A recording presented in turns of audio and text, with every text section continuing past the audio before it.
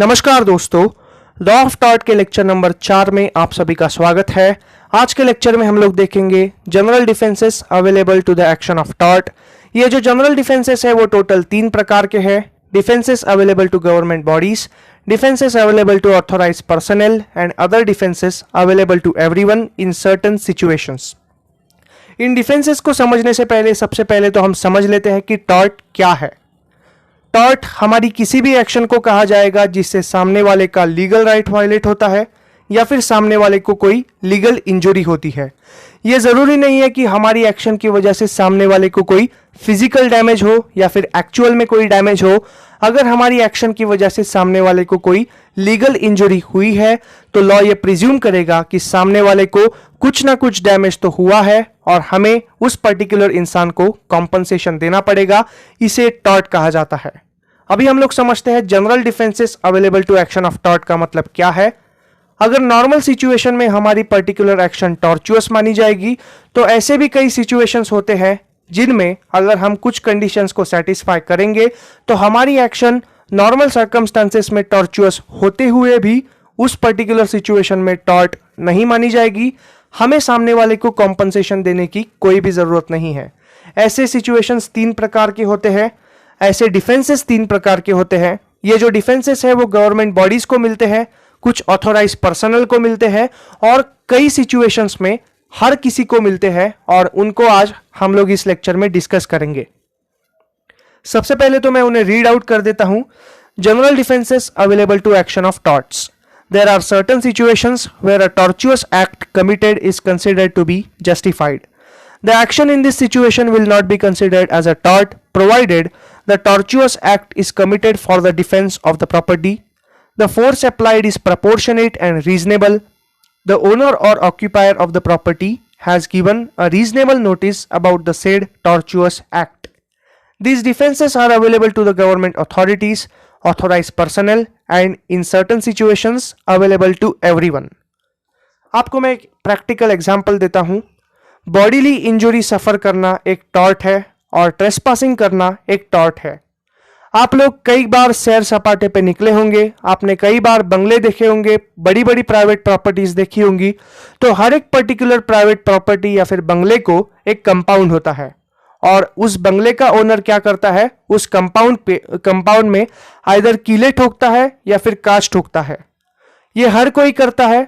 अगर कोई इंसान उस पर्टिकुलर कंपाउंड को चढ़ने की कोशिश करता है तो उन कीलों की वजह से या फिर कांच की वजह से उसे बॉडीली इंजरी होती है। नॉर्मल सर्कमस्टांसेस में इसे टॉर्ट माना जाएगा या फिर ओनर की तरफ से एक टॉर्चुअस एक्शन माना जाएगा। लेकिन वो जो ओनर है उस पर्टिकुलर कंपाउंड का या फिर बंगले का अपनी प्राइवेट प्रॉपर्टी की सुरक्षा के लिए एक रीजनेबल फोर्स का इस्तेमाल कर रहा है। इसीलिए जो इंसान उस पर्टिकुलर कंपाउंड को चढ़ने की कोशिश करता है, अगर उसे इंजरी भी हो जाती है तो उसे टॉर्ट नहीं माना जाएगा। यह कहता है general defences available to action of tort का कॉन्सेप्ट। अभी हम लोग देखते हैं डिफेंसेस कौन कौन से हैं। Defences available to government bodies. Act committed by the state in exercise of sovereign powers. Act committed by the judicial officer in discharge of their official judicial duties. Act committed by members of legislature in discharge of their legislative duties. Act committed by the executive officers in discharge of their executive and administrative duties. Any other action of the government which are not classified in their code of conduct.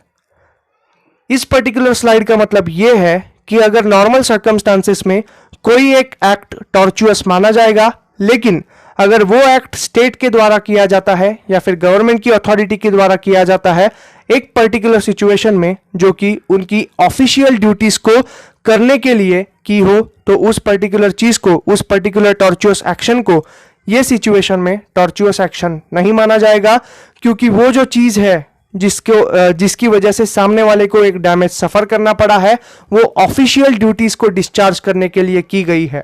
मैं आपको एक आसान शब्दों में case law बताता हूं। State of Madhya Pradesh versus Chiranjit लाल।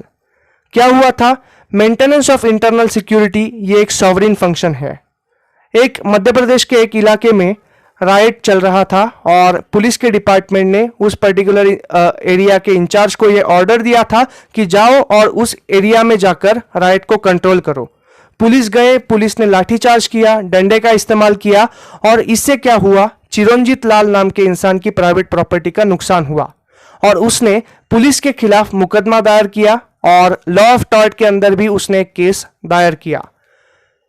तो maintenance of internal security ये एक सॉवरेन फंक्शन है और कोर्ट ने ये फैसला दिया कि मेंटेनेंस ऑफ इंटरनल सिक्योरिटी एक सॉवरेन ड्यूटी है और इसी की वजह से पुलिस का ये जो एक्शन है वैंडलाइजिंग द प्रॉपर्टी, ये नॉर्मल सर्कमस्टेंसेस में टॉर्ट माना जाता, लेकिन सॉवरेन फंक्शन होने की वजह से ये टॉर्चुअस एक्शन नहीं है। हालांकि सामने वाले का नुकसान हुआ है तो स्टेट को उस पर्टिकुलर इंसान को कॉम्पनसेट करना पड़ेगा, लेकिन पुलिस का एक्शन टॉर्चुअस नहीं है। मेरे ख्याल से आपको defences available to government bodies क्या है ये शॉर्ट में समझ में आया होगा। अभी हम लोग अगली स्लाइड की तरफ बढ़ते हैं। When a tortious act is done under the authority of a law, act or statute, the injured party has no remedy other than accepting the outcome of tortious action. Only remedy available to aggrieved party is to claim the compensation as per the provision of the statute. Also, the damage resulting from an act which the legislature authorizes or directs to be done is not actionable even though it would otherwise be a tortious act. इसका और एक example मैं देता हूं। If a railway line is constructed in a locality, there may be interference with private land. That is, when the train is run, there may be some incidental harm due to noise, vibration, smoke, emission of spark, etc. But the aggrieved members have no other remedy but to accept the compensation and suffer the damage. However, this does not give the authorities a license to do whatever they want unnecessarily. The statutory authorities must act in a reasonable manner. It is for this reason certain guidelines are imposed upon them and they are needed to be followed during the construction of public transport facilities. अगर आपका घर railway line के पास है तो आपको कई चीज़ों की आदत पड़ी होगी, जैसे कि रेलवे लाइन का आवाज आना, रेलवे लाइन का कंस्ट्रक्शन, रेलवे पास होने के बाद जो धुआं उठता है या फिर रेलवे का जो ऊपर का ओवरहेड होता है वहां पर स्पार्क होता है, ऐसे चीज़ों की आपको आदत हुई होगी।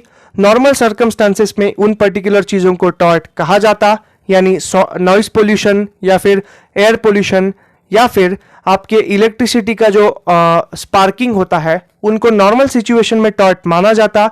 लेकिन आपने रेलवे लाइन होने के बावजूद भी उस पर्टिकुलर इलाके में फ्लैट लिया है तो आपने ऐसा माना जाएगा कि आपने उस पर्टिकुलर चीज को, उन पर्टिकुलर टॉर्चुअस एक्शन को एक इम्प्लाइड कंसेंट प्रोवाइड किया है। लेकिन मान लीजिए आपकी प्राइवेट प्रॉपर्टी में से अगर कोई रेलवे लाइन जाती है या फिर कोई हाईवे कंस्ट्रक्शन का प्रोजेक्ट आ जाता है तो कुछ गाइडलाइंस है जो स्टेट ने इंपोज की है और हर एक पब्लिक अथॉरिटी को, पब्लिक ट्रांसपोर्ट की अथॉरिटी को उन गाइडलाइंस का पालन करना पड़ता है। और अगर आपको उन गाइडलाइंस के बारे में ज्यादा इंफॉर्मेशन चाहिए, पर्टिकुलरली उन मिनिस्ट्रीज की वेबसाइट पे जाके उन गाइडलाइंस का इंफॉर्मेशन ले सकते हैं। अभी हम लोग देखते हैं defences available to authorise personal क्या है। Defences available to authorise personal तीन प्रकार के हैं: parental authority, quasi parental authority and authority arising out of necessity. Parental authority और quasi parental authority inter related है, हम लोग उन्हें एक साथ देखते हैं।